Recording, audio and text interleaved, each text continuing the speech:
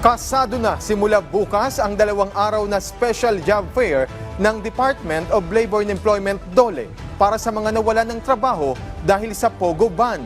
Sa panayam ng Radyo Pilipinas, sinabi ni Labor Secretary Bienvenido Laguesma Jr.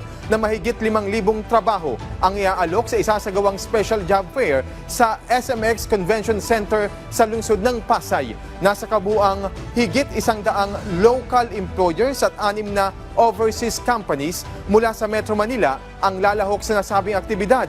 Samantala, tiniyak naman ng DOLE na tumutugma ang mga iaalok na trabaho sa dating work experience ng Pogo workers. Aniya, masusing isa sa ilalim o isinailalim sa profiling ang displaced Pogo workers para tukuyin ang posibleng trabaho para sa kanila. Bukod sa trabaho, may iba pang alok na programa ang DOLE tulad ng upskilling at pagnenegosyo. Yung mga posibleng trabaho na pwede lang mapuntahan.